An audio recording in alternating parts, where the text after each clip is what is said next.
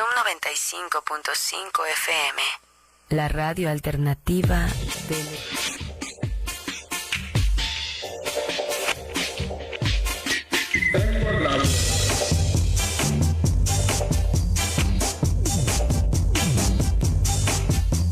Bienvenidos, muy buenas tardes, esto es En la Radio con Aarón Tapia, no son relaciones públicas, es periodismo sin tapujos ni mordazas.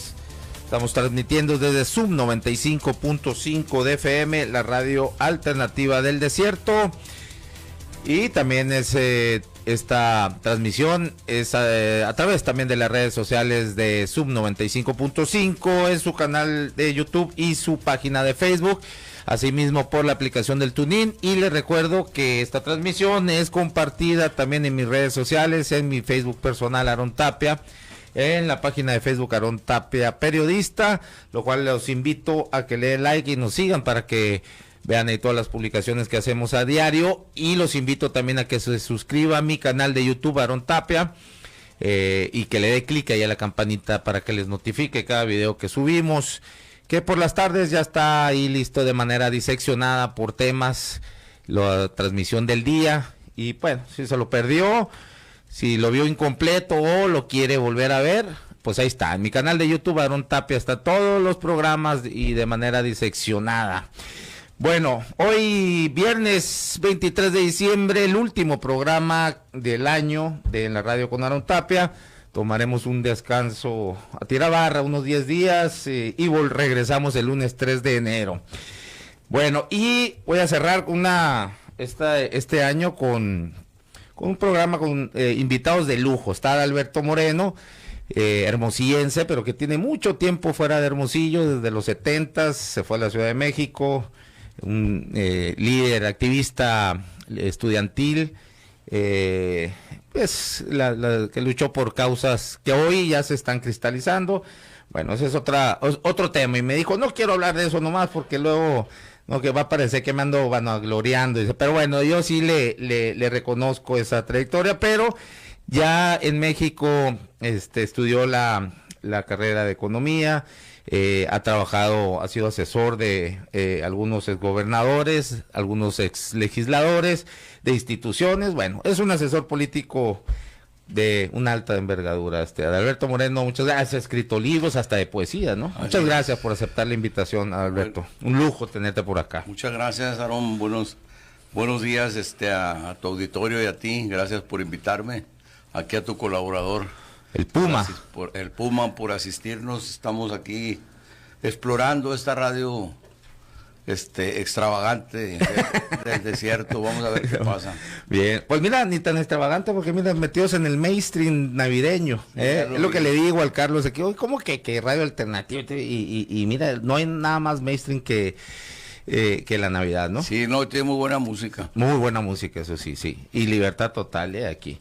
Pero bueno, Alberto, pues te invité para que nos dieras un panorama, una perspectiva, y un análisis también lo que ha sido el 2021 o en sí los 3 años de gobierno de Andrés Manuel López Obrador y lo que podría venir para el 2022. ¿Cómo has visto el ejercicio de gobierno de Andrés Manuel López Obrador?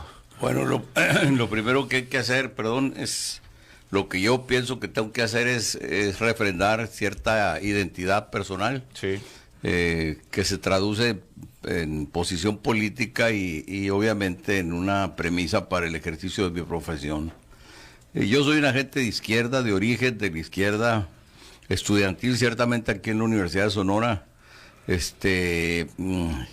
Participé como activista, fui parte de una corriente de existencialistas que se daban en ese tiempo en la Universidad de Sonora. Los azules le llamaban, ¿no? Era un grupo reducido para aquel tiempo, era muy amplio para mi gusto, era un grupo, era una generación única.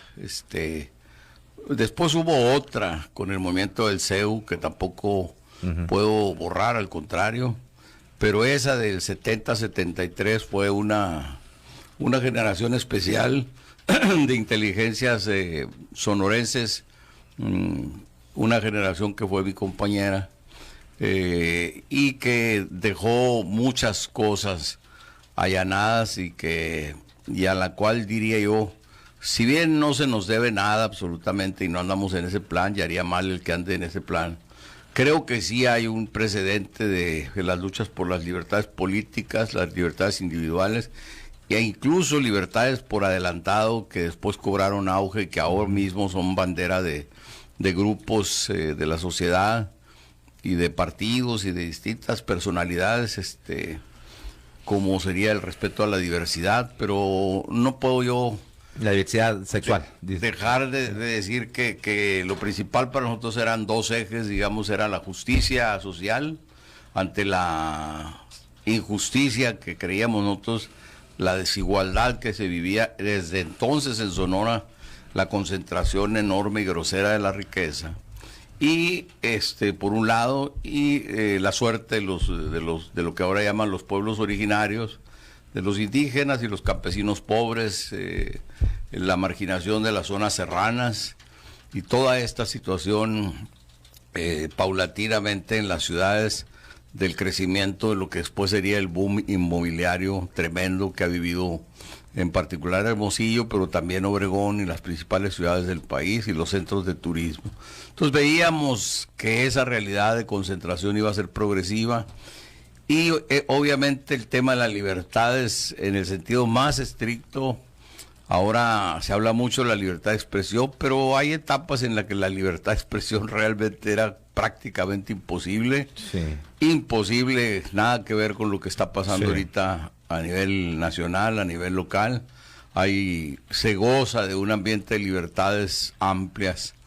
Y entonces yo reivindico esas raíces de izquierda porque al final de cuentas han sido parte de mi tabla de valores y de mi idea de una sociedad que pueda llegar a ser atemperada, si bien se abandona relativamente, se dejan atrás dogmas y probablemente ciertas ilusiones de una sociedad sin clases y una sociedad en la que hubiese un ideal de reparto igualitario, etcétera, etcétera.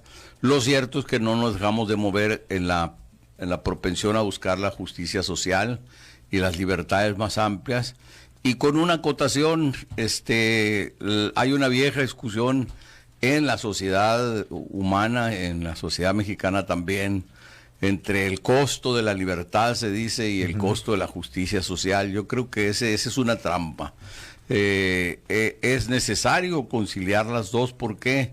Porque el ejercicio de las libertades se ve condicionado muchas veces por las condiciones paupérrimas en las que vive la mayor parte de la población y que no le permite tener un ejercicio consciente, dinámico y creciente de libertad y por lo tanto de desembocar en una democracia mucho más participativa y consciente.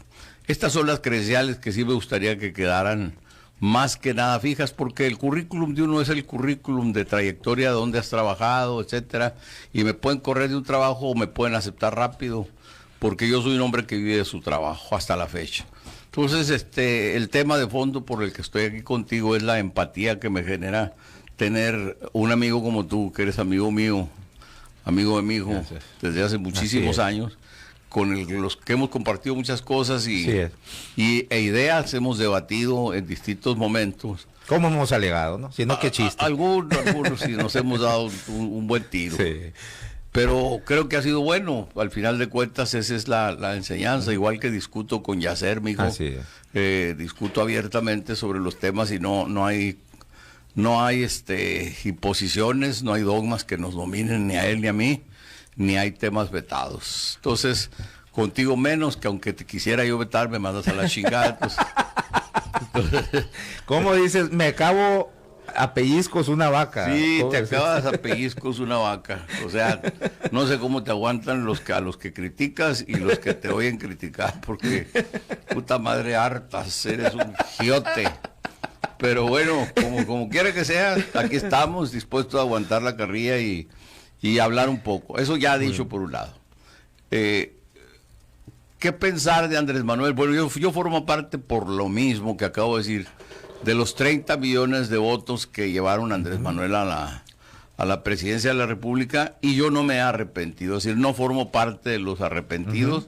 lo cual no quiere decir que yo sea parte de un ejército de seguidores fanáticos ni de la masa morenista que bien se la ha ganado el presidente para que sean sus seguidores de muchas maneras, no ciegos, pero sí incondicionales.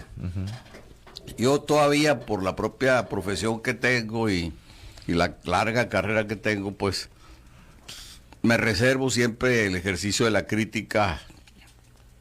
Se podría decir la crítica leal a las acciones del presidente, y en esa medida puedo hacer balances sobre él sin caer. Tengo muchos amigos que se corrieron prácticamente a los polos que nunca hubiéramos pensado. Y aquí hay una confusión que es importante. Bueno, esa es mi opinión. Andrés Manuel ya se acuñó desde el principio. Fue tanta la monserga que ahora aparece como el responsable de la polarización.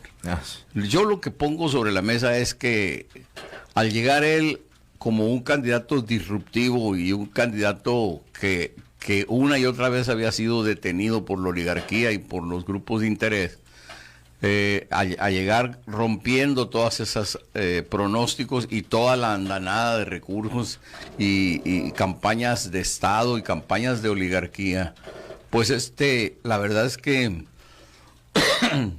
pues él llega y rompe los paradigmas.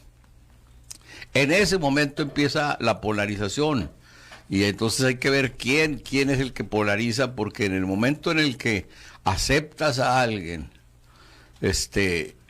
a regañadientes y ya vaticinas de origen, porque los vaticinios de que Andrés Manuel iba a ser un Mesías tropical y que iba a ser un personaje autoritario, etcétera, son lecturas que ya vienen desde el 2006, cuando le robaron las elecciones a Andrés Manuel, y vienen y se repiten en el 2012. Reiteradamente estuvo él acusado de ese tipo de cosas. Entonces, bajo el membrete de populista, Mesías tropical. Ahora ahí, para detenernos ahí, Adalberto, porque, a ver, esto de populista de pronto adquiere una connotación negativa, ¿no?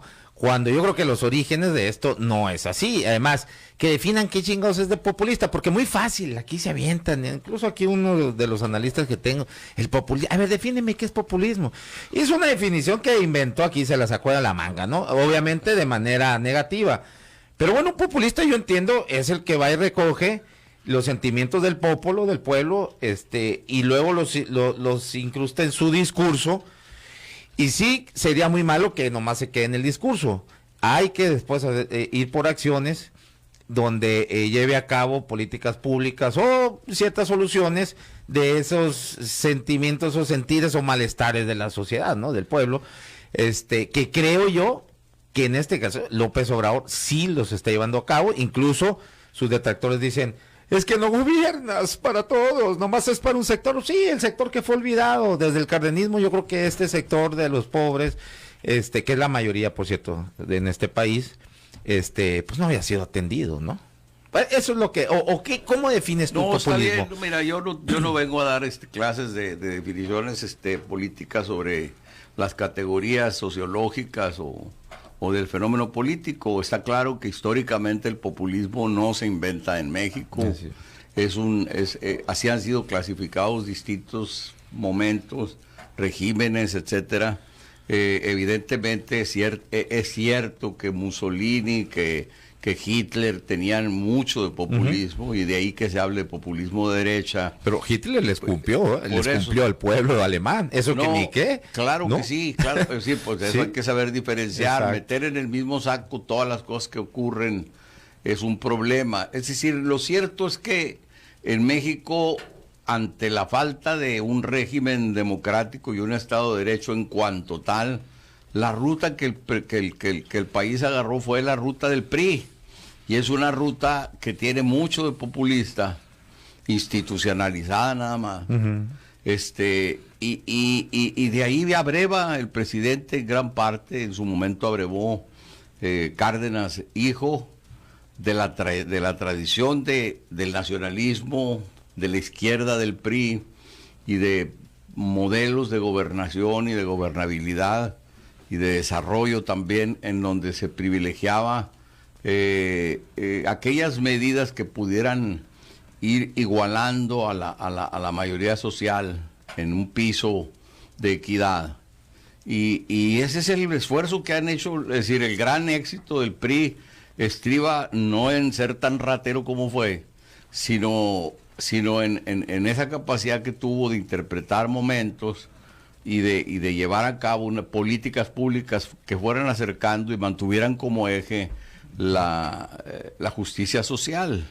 Y el PRI era muy populista, y después fue lo que ya conocemos, que tampoco vengo yo a hacer leña del árbol caído, un árbol que, por cierto, se colapsó en el 2018 de manera tremenda, y bueno, ahí lo andamos viendo dando lástimas hasta estas alturas, con un puñado de priistas que siguen siendo respetables y gente a la que uno les tiene que guardar respeto y admiración, diría yo. Qué lastimoso, ¿no? Admiración, porque cómo aguantan sí, tanto, ¿no? Sí. No, es que hay priistas, de verdad que yo les reconozco, ¿no? Pero qué difícil que estén en ese partido y que no sean objetos de críticas por seguir aferrados en un sistema que ya sabemos lo que fue, pero sin duda sí los hay. Es más, ayer tuve uno aquí, Bulmaro Pacheco, que me parece de lo mejor, más rescatable, de lo más rescatable, Pacheco, exactamente. Y hay otros más, Sí, bueno, el PRI siempre tuvo la capacidad de cooptar de lo bueno y de lo peor. Sí. Y bueno, como Morena, ¿no? Como Morena. Tenía otra característica. A veces reclutaba jóvenes de enorme talento y los hacía viejos muy rápidamente, siendo jóvenes. O sea, no voy a decir nombres aquí en Hermosillo, pero pues obviamente Viebris. los conoces. Viebris es un caso, es una tragicomedia, sí. Pero no, me refiero más recientemente. Está el Pato de Lucas como cuadro formado. Mira, me parece él, por ejemplo, de lo mejor que tiene. Sí, pues, y colaborador aquí. Sí. Y está Natalia Rivera. Una serie de gentes así que no pueden ser descalificadas por más izquierdoso que andes. Sí. O por más panucho que andes. Es decir, el tema es cómo el sistema de partidos va cediendo y se colapsa en el 2018 y emerge no como partido, pero sí como un movimiento que desploma al conjunto y mete en una crisis sistémica al régimen de la cual no hemos salido. A propósito de este contexto de la discusión que hay con el INE. O sea, la propia gente del INE y el bloque que le llama el presidente conservador han vendido la idea de que estamos ante una situación y que está en riesgo la democracia. Es decir, en realidad quienes anduvimos en la política durante todo este tiempo recordamos exactamente el método de selección. A ver, las elecciones del 2006 ya marcan una crisis muy fuerte del INE. En el momento en el que le dan el triunfo a Andrés Manuel. A Felipe Calderón. Ok, el 2006. En el 2006 sí. Le dan el triunfo a Felipe Calderón bajo condiciones poco transparentes y a todas luces bajo un esquema de ventaja prácticamente inventada en el límite, ¿no? Y ahí ya era un problema la formación del propio INE, la mano de la maestra Gordillo en ese tiempo, y la coalición de partidos que ya desde entonces funcionaba, el PAN, el PRI, el PRD y más que nada el PAN y el PRI como dominantes, pues lograron la entrada del presidente Calderón por la puerta de atrás, literal. Sí. Entonces son historias ya sabidas que ya nos acostumbramos y ahí no hay periodo idílico con el INE. Lo que hay es una mugre tremenda que se reproduce en el 2012 y que yo no sé cómo de repente así se borra, se difumina, pero se difumina y así ocurre, parece olvidarse todo. Que tuvimos una enorme discusión sobre Monex y sobre todo Soriana. Las tarjetas y todas las cosas. Y los billetazos, ¿no? Por 6 años, ¿no? Los medios. Y bueno, a partir de eso, el dinero como el maridaje entre el poder político y el poder económico, los medios, bajo un idilio, insisto, muy costoso para el país en términos económicos, y yo creo que también muy costoso en términos de educación, ejercicio de las libertades, derecho a la información y muchas otras cosas.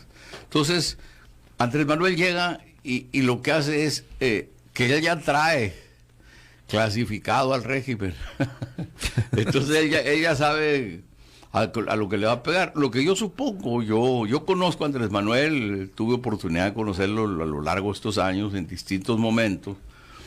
Y bueno, pues te das cuenta que es un líder político natural, que tiene muchos más detractores, ¿verdad?, que gente que le haga sombra. Es decir, en los liderazgos políticos son fenómenos muy sui generis, y él tiene genio político y tiene esa capacidad de convocatoria que ya quisieran los otros, ya quisieran los demás, ¿verdad? Entonces, lo cual no quiere decir que él traiga un proyecto acabado de nación y un proyecto alternativo de nación, aunque sí lo haya vendido y lo haya promocionado. Lo cierto es que como todas las cosas ocurren, es work in progress. Okay. Muy bien, vamos a ir a una pausa y regresamos. Ya está Reinaide Ramírez también, que acaba de llegar, alguien que incomoda mucho al presidente, Reinaide. Ahorita vamos a estar platicando con sí. Si yo me acabo una vaca a pellizcos, esta te ayuda, no, esta se acaba un gorila, uno de esos, ¿cómo se llaman? Como King Kong, no, hombre. Pero bueno, ahorita va a estar aquí con nosotros. Ya llegó Reinaide, se va aquí a integrar a la mesa. Y bueno, vamos a seguir haciendo un amplio análisis. Pues ya lo escuchó usted, Adalberto Moreno, va a seguir acá con nosotros. Por cierto, hay muchos mensajes felicitando el análisis de Adalberto. Pero bueno, vamos a regresar. ¿Cómo? No, ahorita que regrese, mejor de pausa. Vamos a una pausa y regresamos en 3 minutos. Esto es En la Radio con Aaron Tapia. No se vaya, no son relaciones públicas, es periodismo sin tapujos ni mordazas, y acabándonos a pellizcos una vaca, dice Alberto Moreno. Regresamos, no se vaya.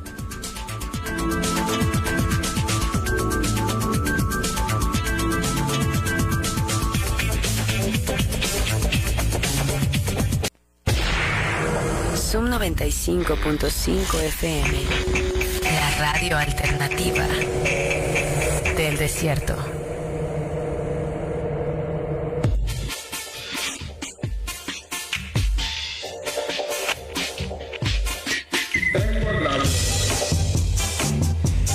Regresamos en la radio con Aaron Tapia. No son relaciones públicas, es periodismo sin tapujos ni mordazas. A ver, leo algunos comentarios. Dice Ariel Ballesteros, y te sigues rayando con los invitados, Aaron. Me dice, gracias, saludos al arquitecto.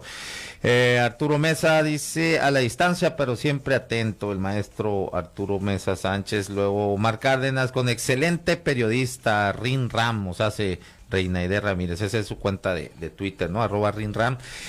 Y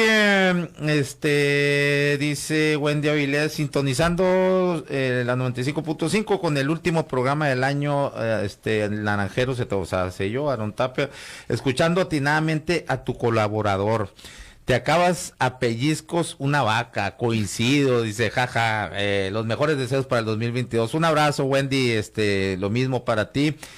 A ver, tengo otros comentarios aquí. A ver, Juan Antonio Molina Llanes, excelente programa. Me dice, fíjate, Juan Antonio es otro de los priistas, que vale mucho la pena. No está con él porque no sé cuáles cargos burocráticos se ocupa, pero es un priista de la corriente crítica y de esos muy de los ¿cómo se llama? La institución está la formación de la formación política de excelente. Le envío un fuerte abrazo a Juan Antonio Molina, y muy crítico del gobierno pasado, o sea, es de los priistas, pues, de los que comentábamos aquí.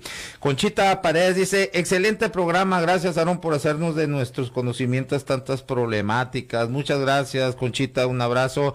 Bueno, ya hay ahí varios mensajes de felicitaciones, que muy buen análisis de Alberto, pero bueno, se integra a la mesa Reinaide Ramírez. ¿Cómo anda la incomodidad del presidente en las mañaneras? ¿Cómo anda, Reina? Buenos días a todos, aquí ya por estos rumbos, muy bien. ¿Cuándo llegaste? ¿Antier? No me acuerdo, hace como 3, 4 días, ya no sé en qué día vivo yo. Ok, bueno, Bueno, pues hablábamos con Adalberto sobre pues lo que ha sido estos 3 años dando un esbozo del gobierno de Andrés Manuel. Y pues ahorita vamos a las perspectivas, a ver qué se nos espera para el 2022. ¿Tú qué es lo que has visto en esta? ¿Cuántos 2 años tienes ya ahí asistiendo a las mañaneras, ¿verdad? Algo así. Pues son Un poco más. 20, 21, casi Sí, 3 años. Casi 3 años, ok. El 19 casi no, sí iba, pero estaba midiéndole el agua a los camotes y casi no participaba. Sí iba, pero no. A la mañanera. Agarraste muchas tablas, Sí, ¿pero qué? Lo agarraste mucho callo. Sí. A ver, ¿qué ves? Todavía no se dejan de rascar la cabeza ya. ¿Qué has visto? Tú has entrevistado a muchos gobernadores, muchos personajes políticos y de gente de poder y estando en el ejercicio, ¿no? De gobiernos, de legislativos, todos. ¿Qué nos podrías decir y cuál sería la diferencia si es que lo hay con otros? Según tu perspectiva, sí. Con otros. Uy, pues sí hay muchas diferencias, ¿no? Por ejemplo. Algunas son para bien. Pues empezando por lo que tenemos cerca, la comunicación. O sea, aunque a regañadientes, a tirones y jalones, ahí está todos los días. Ha cambiado la dinámica de los primeros 3 años. Pienso que ahora empezó una nueva etapa a partir de esta mitad. Y ahorita sí va con todo, ¿no? ¿En qué sentido? Todos los días no deja, ¿cómo se dice? Títere con cabeza este hombre. Todos los días reparte a diestra y siniestra y para todo mundo porque tiene muy enfocado lo que quiere. Uno, la revocación de mandato, ¿no? Que se lleve a cabo la consulta y 2, pues yo lo veo ya trabajando para el 24, ¿no? Sí, de plano ya. Sí. ¿Y cuál es la diferencia en lo para mal que mencionabas ahorita? Para mal, que justamente siento que a veces se desboca de... Pienso que de repente los gobernantes llega un momento en que se empiezan a quedar como aislados en cierto lugar y se va rodeando de gente que a veces no es la mejor gente y al final termina como influenciado o no hay muchos caminos por donde dirigir. ¿Tú crees que es influenciable, Andrés Manuel? Yo lo veo más.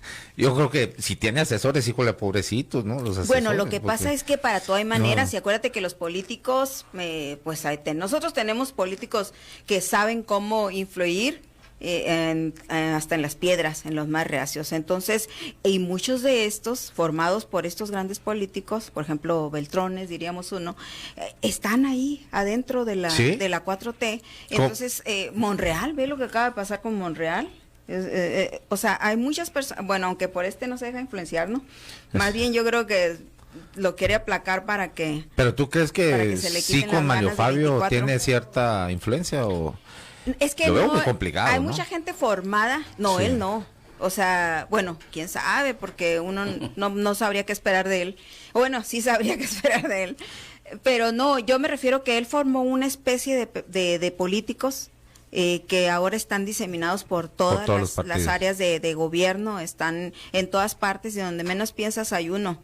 Bueno, tiene un secretario general, ¿o qué es Héctor Larios en el PAN? Ya no, sigue siendo el presidente interino ahorita, ya está Marco Cortés, vuelve a ser secretario general, creo que es general, sí, pero, aunque ahorita el PAN está bueno, pero es uno de los huestes precisamente de don Fabio, don Mario, ¿no? Yo pienso que al PAN nacional le va a pasar lo que al PAN local en un ratito, o sea, todavía falta tiempo para que empiecen a recuperarse. Entonces, la diferencia mala, ¿qué sería? Eso, justamente que se desboca y reparte a diestra y siniestra sin revisar, sí pienso que hay en algunos como puntos, cuando meten en el mismo saco todos los periodistas, por ¿no? ejemplo, cuando a veces se le pasa la mano. Se le pasa lo que hizo con Aristegui, ahora ya la desconoció totalmente. Sí. Por ejemplo, y eso por decir a los grandes que se ha referido, ¿no? Entonces, otras cosas también, por ejemplo, yo sí estoy a favor, por ejemplo, de lo del ¿cómo se llama? La revocación. Los investigadores, en el asunto de los investigadores. Sí. ¿Qué investigadores? ¿De qué hablan? Estas dos guerras que trae lo del CONACYT, ok. Y ahora trae al CIDE y ahora... pero hay una pinche mafia ahí, ¿no? Exacto, O sea, la está en cortando, ese punto sí. yo estoy de acuerdo, que hay mafias ahí, que todo el tiempo se favorecieron del recurso público. Y, por ejemplo, aportar mucho. Sin aportar mucho, o lo que acaba de sacar Hernández de lo del CIDE, que algún investigador ahí apoyaron para liberar a los que masacraron a los indígenas de Acteal. Entonces, pero así es la política, va carcomiendo todo. Y van convenciendo por eso te digo, los políticos son muy avisados y abusados y todo lo que son maquiavélicos. Entonces se van comiendo todo y ven algo. Bueno, pero los políticos no bajan de Marte, son de la misma, no, pues se van comiendo de la misma ¿cómo sociedad? Se comieron a nuestros universitarios también? O sea, cómo fueron ganándose a los investigadores para que o se callaran o hicieran estudios a modo, por ejemplo, en lo del agua, en otros puntos donde han querido hacer lo que ellos quieren hacer, beneficiarse económicamente. Sí. Entonces, ¿cómo se han comido a toda esa gente? Pues es lo mismo que sucede a nivel nacional. Pero ahí se desboca el presidente, porque en vez de tratar de resolver, quiere acabar de tajo con eso, pero no acaba de tajo con la corrupción en el gobierno, en lo que sí puede y donde sí puede. O sea, no, a eso no lo está haciendo. Y ahora, hablando de eso, bajamos acá al Estado, precisamente que, bueno, hay cosas que... bueno, yo mejor mi opinión aquí la he dado mucho, mejor se la cedo a ustedes para que... A ver, Alberto, ¿cómo ves este inicio de gobierno Yo un poquito antes de esto, porque el balance de los 3 años es verdaderamente, empieza con el desplome del que yo hablé en el 2018 del sistema de partidos. Y a partir de eso, en ese momento nace la oposición ya de manera más orgánica de los intelectuales orgánicos, valga la redundancia, y el aglutinamiento de los empresarios más agresivos que posteriormente da lugar al Frena.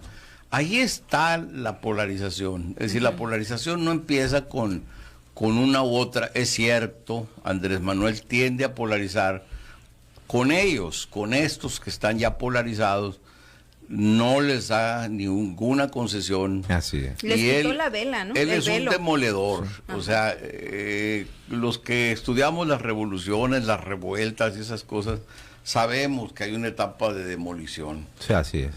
O sea, los regímenes previos que se plagaron de corrupción, que se plagaron de prácticas, etc., por más que lo hayan hecho con la democracia y el mercado como mascarada o como paradigmas, al final de cuentas caen por corruptos. Yo recuerdo que en América Latina se fueron sucediendo caídas de liderazgos como el de Collor de Mello, que fue, pues cayó y traía un programa de movilización muy parecido al de Salinas y terminó defenestrado. Fujimori, otros salinitas, Fujimori, ¿no? Y el Alan García, retorno también. Exacto. O sea, todos manchados por la corrupción, lo cual los lleva a un problema delicado. La corrupción no es un problema moral, que sí tiene implicaciones morales, por supuesto. Es un problema esencialmente político y es una sociología del poder. En la práctica tienes que entender, así ha sido históricamente, que la corrupción es algo así como el lubricante del capitalismo, es parte de... Los alcances que llega a tomar han sido cancerígenos ya en muchas partes del mundo. En Estados Unidos la gente tiene idealizado también, porque los intelectuales dejaron de hacer su trabajo y se llevaron idealizando la democracia y el mercado. Y los Estados Unidos traen una crisis de legitimidad enorme, terrible, y traen un problema serio de corrupción, de cooptación, no de grupos empresariales por el Estado, sino al revés, de grupos empresariales. Ahí está el complejo industrial militar que tiene cooptado prácticamente al Estado de los Estados Unidos, y así podemos ir viendo varias completas. Hay libros de gente brillante, indudablemente está Noam Chomsky, está, pero también están los teóricos del capitalismo observado desde una perspectiva reformista, ¿no? Entonces, Joseph Stiglitz, entre otros, que plantean una gran reforma del capitalismo, un reseteo del capitalismo para para poderle curar, para poder entrarle a la grave crisis fiscal que tienen los Estados Unidos, a la inmoralidad de haber cubierto deudas privadas con recursos públicos, a la inmoralidad que representa la desigualdad, a la inmoralidad. Se puede una moralidad, o sea, reactivar una moralidad en el capitalismo, que el principal, el dios del capitalismo, pues no hay otra, es el dinero, y todo se vale y todo se puede vender y todo se puede comprar, ¿no? Mira, entonces, ¿cómo se moraliza eso? Donde no, yo no creo que, por eso decía yo, no es desde una perspectiva moral que se corrige. El tema es que tiene que llegar algo. Yo recuerdo que la discusión básica de los últimos años, antes de que llegara el PG al gobierno, era precisamente un libro y varios libros que tenían un nombre muy parecido, que se llaman Los malestares de la globalización. Los malestares de la globalización son la crisis del 2008, que se expresan ahí crudamente. Con la burbuja esta hipotecaria. Sí, ahí se manifiesta algo que ya venía sucediendo.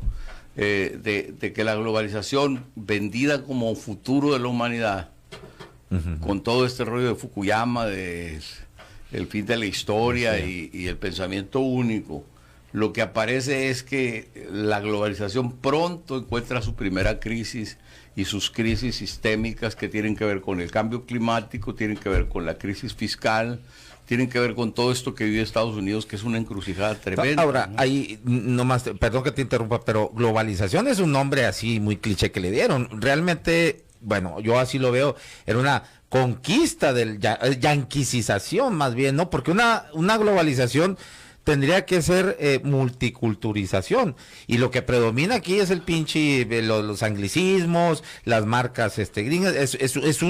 Es una conquista cultural y económica en el mundo, pero no le hace, Aaron. O sea, el tema de globalización, es decir, es como si yo quisiera que... ¿Dónde está el pinche? A ver, yo no veo nada de iraníes decir, aquí. Como si yo quisiera que la sociedad fuera justa por antelación. La globalización es tal y como ocurre.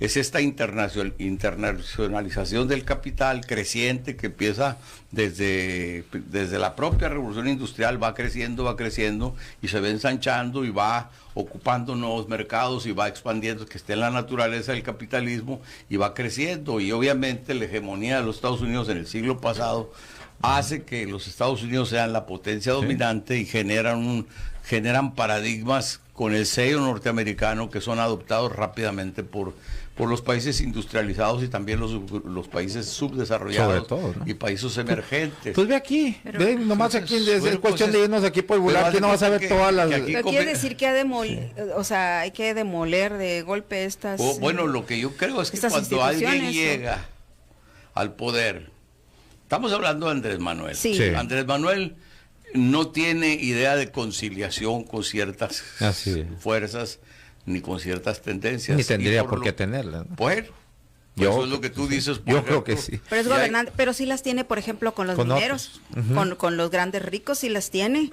Algunos. O sea, fue muy fuerte en la campaña contra las mineras y todas esas, y ahorita les da concesiones, no se mete con ellos, que no, porque hay que, o sea, empieza a buscarle algún pretexto. Pero se va directo y duro y a la cabeza contra los investigadores y contra los investigadores académicos. Entonces, o sea, lo que no puedes evitar es... Porque son la cara visible de los que lo están confrontando. Lo que no puedes evitar es, cuando estás en el gobierno, muchas de las ideas que tú traías pierden viabilidad o te das cuenta que estás en un callejón sin salida. Así es. Él era necesario que pegara el golpe del aeropuerto internacional de la ciudad. Mandar el mensaje luego, ¿no? Poner las cosas en su sitio con elevados costos económicos y con elevados costos políticos. Le costó, pues se frena, le costó el grupo pero frena el niño de pecho, ¿no? Pero ahí están. Bueno, es que en realidad cuando la gente dice, está creciendo la oposición a Andrés Manuel, yo sí creo que está creciendo, pero no es esa que estamos viendo. A ver, en Sonora tenemos el segundo ciclo de votación masiva por Morena.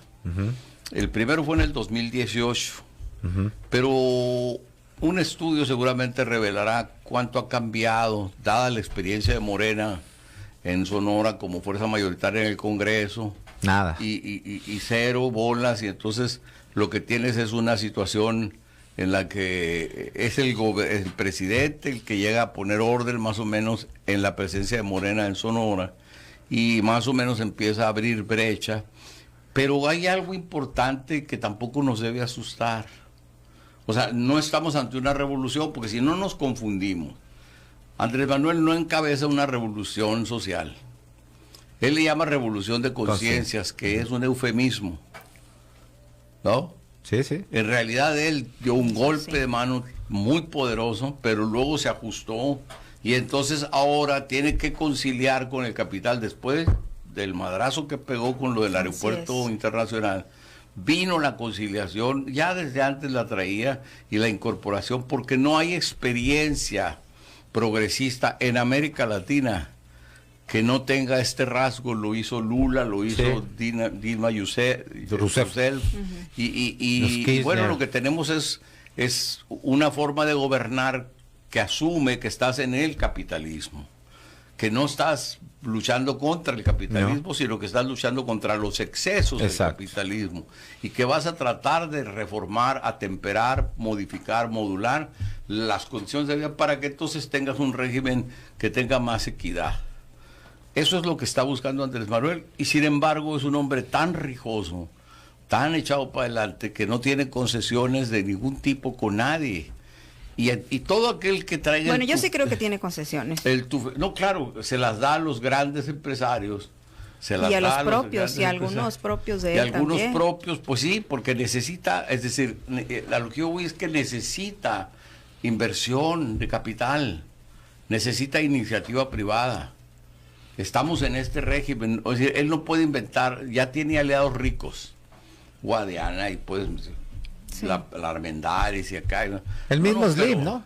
Pero bueno, pues tiene como aliado tácito a Carlos Slim, tiene como aliado a Ricardo Salinas completamente bueno, polémica. Aunque ahorita está también pues, jalones y así. Pues sí, pero es que generan, todos los ricos mexicanos como los ricos hondureños generan polémica.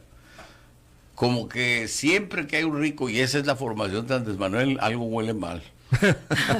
Pues es que por lo general sí. A mí lo que me gusta es que los descobijó. Como un denominador. O sea, sí, pues que ha estado descobijando a muchos sectores que justamente se creían, o sea, también intocables, y también ahí hay, ¿cómo se dice? Delincuencia de cuello blanco. Sí, claro. Y les está diciendo, y aquí hay, y aquí está, y así como debe el lado de los medios, de los investigadores, de los de los académicos, y de algunas partes donde no le causa mucho problema, porque de repente contra Salinas Pliego no se va. Hasta ahorita no se ha podido, no se ha ido. Ha sido con mucho tiento, ¿no? Sí, entonces la verdad es que es un político muy interesante. Yo he aprendido muchísimas cosas ahora que estoy allá, porque me siento realmente muy ingenua y a veces muy tonta estando en la Ciudad de México, porque es increíble cómo juegan o cómo mueven la política. Pues sí, lo que hay que acostumbrarse es que yo iba a hablar del periodismo también. A ver, venga. A veces tú que gritoneas tanto que sí. ¿Cuál de los dos? El Aarón, no sé qué chingados decir, mordazas. Siempre hay una mordaza por unos icontes. Sí. Al final de cuentas, el periodismo es un ejercicio en el que tú puedes estar con muchas coberturas y cosas a favor, y a veces tienes muchas cosas en contra. Y eso te convierte, depende de tu trabajo, de tu perseverancia, de tu preparación. Yo me acuerdo que tú y yo platicábamos hace años, y te decía yo, tienes que documentar tus opiniones, tienes que, entre más documentación tengas de tus opiniones, mejor periodista vas a ser. Sí. Y hay un punto en el que todos los periodistas tienen que tener claro que si te documentas bien, así es. No que hagas mejor tu opinión desde el punto de vista de la redacción, no. Que tenga carnita lo que le estás diciendo al poder, si vas a criticar al poder. Claro. Entonces el tema es que Andrés Manuel le hace lo que el viento a Juárez, la opinión masiva de los intelectuales. ¿Por qué? Porque normalmente es una crítica ideológica. Sí. Desde una posición ideológica es una crítica ideológica.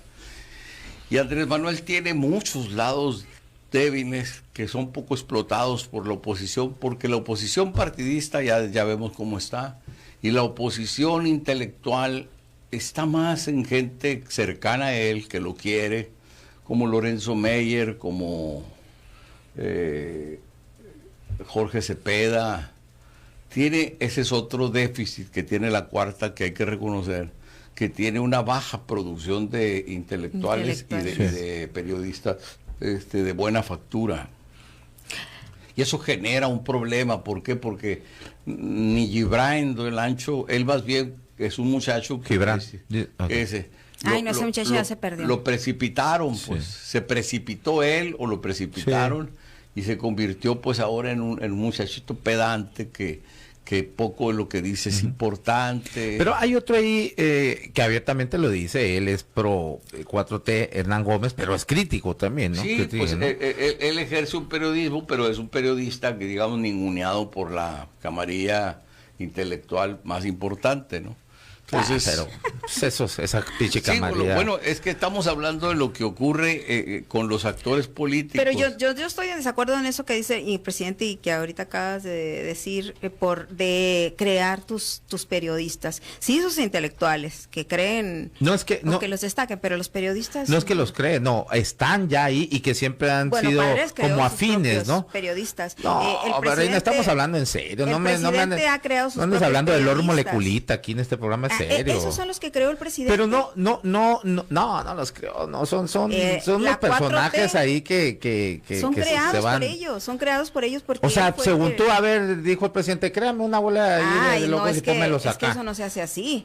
Bueno, entonces, ¿cómo se hace? Pues se hace con política y se hace con políticos afines que todos los políticos tienen una mano Pero son izquierda y una chistes mano esos, derecha. No son chistes. Reina. No son chistes. Ya cuando hablas fíjate, de los periodistas intelectuales que mencionó, Lorenzo Meyer, Jorge Cepeda Patterson, y luego después nos mencionas a las chimisturras estas ¿cuáles ahí. creó ¿no? la 4T? ¿Cuáles son los que ha creado la 4T? No, pues son no. esos, son los que las nuevas surgen ahí oleadas de digitales como oportunistas. solapados y avalados por la ¿Sí? pues así surgen.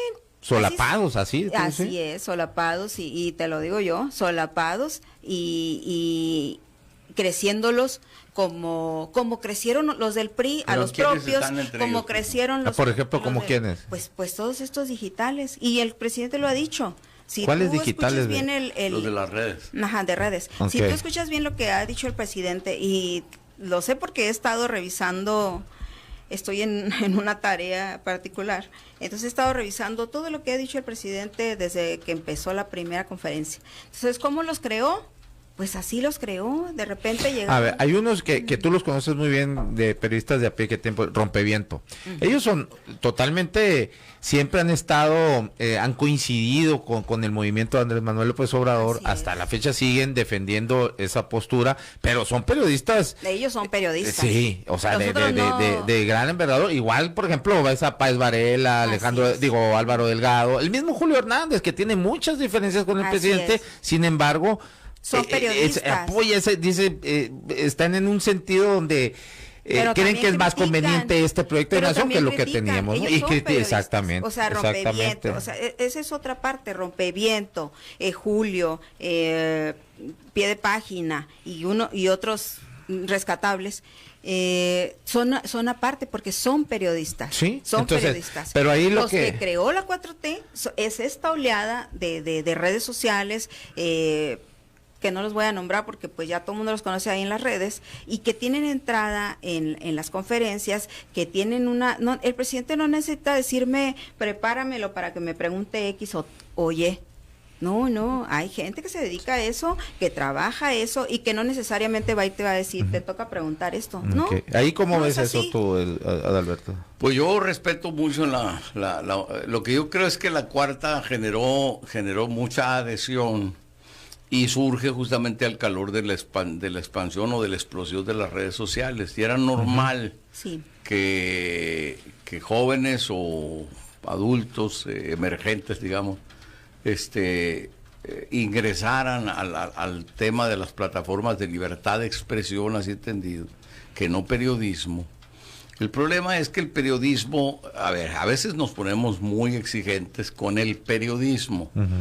un porcentaje muy elevado de los intelectuales que opinan y aparecen como columnistas y como no son periodistas. Así es. Son Así es. gente que brincó de la academia, de la literatura o de otra disciplina a Y dar su emiten una opinión. opinión. Hacer análisis. Exactamente. A dar Una su opinión. opinión. Sí. Y tienes un grupo de Ahí sí periodistas ya hace como diferencia el Roberto presidente. Rock, como, así te puedo mencionar, periodistas que han hecho su nombre durante décadas Y que ahora y son que columnistas. ahora están ahí y que están en la oposición, pero luego le notas la factura del periodista, ¿no? Lo cierto está en que con la Cuarta no hay la masa crítica favorable, digamos, de buenas plumas y de buenos argumentadores y de gente que debata, que dé la cara más que contados los que ya dijimos ahorita. Sí. Pero al presidente lo tiene muy sin cuidado. Así es. Sí, sí. Porque eso sí. el modelo de comunicación es Es él, él. exactamente, exacto. él. Él es el modelo de Así es, comunicación. así Y es. a veces, y no a veces, lo que tiene el presidente es que tiene hipnotizado a los intelectuales, a los medios, los tiene hipnotizados con sus mañaneras. Aunque estén encabronados, Sí. están hipnotizados. Pero al final de cuentas, hace algo que los demás, ningún presidente lo hacía, por supuesto. Que él cuando habla con los que están ahí sentados, incluida Es que no habla con los que Reina, están sentados.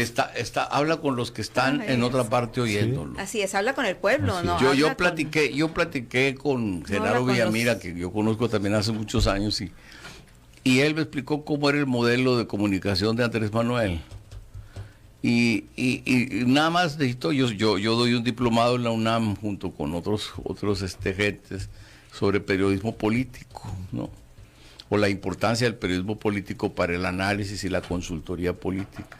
Y no lo hagas en línea para entrarle ahí, pues no me has Pues de invitado, repente, canijo.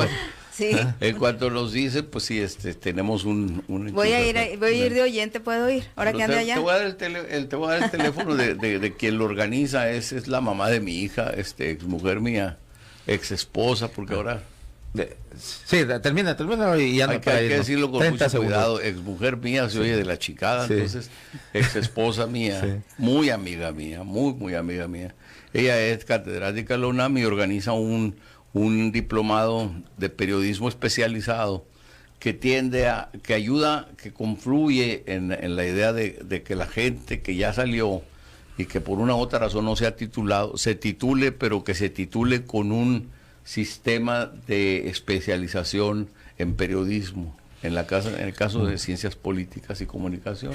Muy bien, sí, híjole, Está muy bien. pues yo aquí me pudiera estar aquí de excelente Sí, hombre. plática con Reina Iré y Adalberto, ¿qué le hace? Pues ojalá que luego que vuelvas por acá, Alberto, nos puedas visitar, o a ver si te podemos molestar una que otra vez por teléfono. Sí, claro que sí. Excelente, hay muchas felicitaciones aquí, Luis Marco dice excelente análisis de ambos, los claroscuros del presidente, dice, ¿no? O sea, y pone una manita, y luego, Omar Cárdenas acá en Facebook dice excelente participación de los panelistas, Conchita Pérez, lástima que activistas de aquellos tiempos que se decían de lucha por la justicia al llegar se les volvieron patitas de barro Así y es. se inclinaron al neoliberalismo apoyando la venta de áreas verdes. Ese está hablando de Moreno, ¿cómo se llama? ¿Cómo se llama el Moreno? Armando ¿Cuál? Moreno. Armando Moreno, sí. Campos deportivos, venta de áreas protegidas, muy lamentable. Del Sí, eso, cárcamo. de veras Pues es ahí, que el poder Armando es- Moreno, es qué bárbaro, canijo, que, o sea, El poder fue el es terrible. primer, Y es muy pues amigo sí, mío. no, yo también lo quiero, pero no puedo dejar oye, pues es que fue el principal promotor de ventas de estas áreas. Sí, pues de por sí lo que necesitamos es áreas públicas. Bueno, es que aquí, la ¿no? salida también, Y bueno, ¿dónde está formada? y ¿Cómo se sujeta a...? Es una política Exactamente, también muy pero bueno. maquiavélica. Muchas gracias, gracias Reina, Adalberto, Gracias, fue gracias, todo Adolfo. un honor recibirlos aquí, muchas gracias, y Gracias. qué gran cierre Feliz tuve Navidad. de año, ¿no? Porque es el último programa del año, volvemos hasta el lunes 3 de enero, les deseo, yo soy, la neta, pues no, estas chingaderas del mainstream de la Navidad no me no creas que me mola, pero aún así. Pero te comes la pero vida. pero me gusta, sí, me gusta la convivencia y todo eso que se da te prepara muy buenas cosas. Eso sí. Entonces, pues ni modo. Les deseo lo mejor. Muchos abrazos, que la pasen bien. Al auditorio, muchas gracias. Muchas gracias a muchas ustedes. gracias por escuchar y feliz pues Navidad. gracias por aguantarme aquí la parte desde el 1 de julio hasta acá en esta radio. Y bueno, vamos a seguir dando lata el próximo año, lunes 3 volvemos. Muchas gracias, pásela bien, les deseo lo mejor y que venga pues lo mejor, que siempre venga lo mejor en los próximos años. Nos despedimos, el último programa del año. Y les repito, nos vemos el lunes 3 a las 12 del día, acá en Zoom 95.5 FM, la radio alternativa del desierto. Esto es En la Radio con Aaron Tapia. No son relaciones públicas, es periodismo sin tapujos ni mordazas. Nomás les recuerdo que enrollen sus problemas, prendan sus ideas y fúmense la vida. Gracias. No es subliminal, baquetones. Adiós.